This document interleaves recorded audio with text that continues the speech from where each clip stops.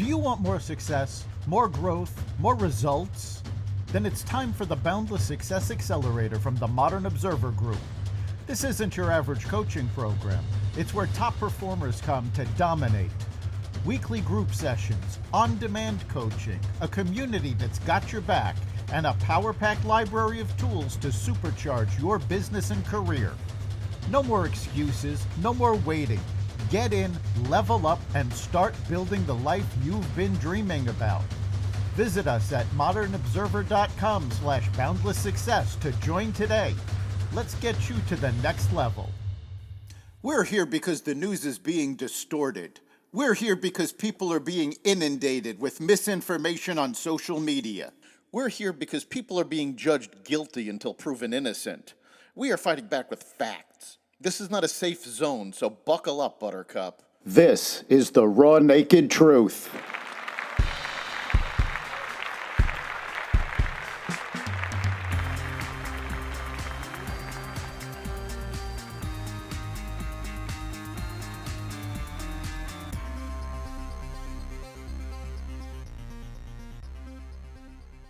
Government cuts continue. Russia strikes Chernobyl, a major breakthrough in quantum computing, and more. Welcome to the Raw Naked Truth. I'm your host, Eric Lopkin, and here's the news you need to know. Government cost-cutting continues as opposition mounts. On Thursday, one day after the Trump administration moved forward with its voluntary resignation program that 75,000 of the federal government's 2.3 million civilian workers signed up for, the administration began to lay off newer employees as part of the efforts to cut costs. The layoffs are expected to target most of the 200,000 probationary employees who have usually been in their jobs for less than a year and do not have the same employment protections as longer-standing government workers. Among those let go so far are 1,000 Veterans Affairs staffers, 3,400 Forest Service employees, and 2,000 Energy Department workers, according to the Wall Street Journal. The Department of Health and Human Services plans to slash headcount appear to be moving ahead as 700 probationary employees at the CDC and an undisclosed number at the FDA received termination notices this weekend, according to the Associated Press. Steve Bannon recently warned Republicans not to cut too deeply into Medicaid, citing the large number of Trump supporters who rely on the program. In a reversal, hundreds of employees fired last week from the National Nuclear Security Administration, who worked on the U.S. nuclear weapons program, were reinstated late Friday night. On Saturday, demonstrators gathered in front of dozens of Tesla showrooms across the U.S. to protest Dodge cost-cutting efforts in the federal government. Israel's United Nations ambassador Danny Danon is making the Jewish state's disapproval of the Palestinian Authority's, quote, relief and early recovery plan, unquote, for Gaza crystal clear. It would be better if they dealt with terrorism in Judea and Samaria and condemn Hamas, Ambassador Danon said. Judea and Samaria are commonly referred to as the West Bank outside of Israel. The PA's plan, which was submitted to the UN Security Council for review, is broken up into 3 phases and will cost approximately $3.5 billion, according to documents. It calls for an international commitment to end the Israeli siege in the Gaza Strip and longer-term changes, the end of Israel's occupation of the state of Palestine, and the achievement of the two-state solution as outlined in numerous UN resolutions, as well as the Arab Peace Initiative, is the only way forward for the state of Palestine and the state of Israel to live side by side in peace and security, the PA's plan reads. Israel agreed to a two-state solution back in the late 1990s, but the Palestinians refused to agree to stop terrorist attacks on the Israeli people. Meanwhile, Hamas did release 3 more hostages, including the last living American Israeli civilian held in the Gaza Strip. Israel is expected to release 369 Palestinian prisoners in exchange. Israel wants to extend its presence in Lebanon, posing a test to Trump's diplomacy efforts.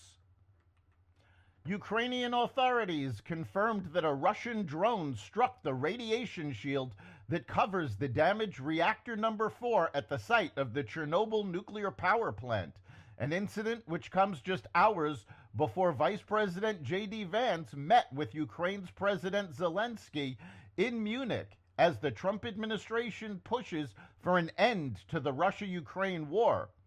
This shelter was built by Ukraine together with other countries of Europe and the world, together with America, all those committed to real security for humanity. The only country in the world that attacks such sites, occupies nuclear power plants, and wages war without any regard for the consequences is today's Russia. This is a terrorist threat to the entire world, Zelensky's statement said. Zelensky on Saturday called for the creation of a European army to boost the continent's defenses, as he warned that Russia was not preparing for dialogue to advance possible credible peace talks. Zelensky said Kiev had intelligence that Russia plans to send troops to its ally Belarus this summer under the pretense of training exercises, dubbing it a new Russian province that poses a direct threat to bordering NATO countries. We must build the armed forces of Europe so that Europe's future depends only on Europeans and decisions on Europe are made in Europe, Zelensky told the Munich Security Conference in Germany, in a nod to seemingly wavering U.S. support for the region's security. U.S. officials sought to reassure Ukraine that it has a seat at the negotiating table with Russia after Zelensky warned that his country wouldn't agree to a peace deal imposed on it from above. The U.S. has made it clear to European allies that it expects Europe to take a more active role in its own defense. The Department of Justice moved to drop charges against New York City Mayor after 7 prosecutors resigned in protest. The resignations from the Manhattan prosecutor's office came after the Justice Department ordered them to drop bribery charges against Mayor Eric Adams. Amid the rift between career prosecutors and the DOJ, a prosecutor did eventually sign the motion to dismiss that was filed. Quantum teleportation has been achieved, according to scientists. Quantum computers that weren't hooked up to one another in any conventional way just ran an algorithm together, a crucial breakthrough that could make it easier to build quantum supercomputers. A team of Oxford researchers engineered interactions between computers that were 6.5 feet apart by transmitting information via light instead of using electrical signals. Getting the computers to work together across their physical distance showed that network-distributed quantum information processing is feasible with current technology, the lead investigator, David Lucas, said. Though some experts think we're still decades away from quantum computers going mainstream, Bill Gates recently said he thinks it could happen in the next 5 years. That's the Raw Naked Truth. You can catch every episode of The Raw Naked Truth at xvadio.com, the Apple Podcasts app, YouTube, Rumble, Spotify, iHeartRadio, Audible, Amazon Music, and other platforms that respect freedom of speech. We'll see you next time.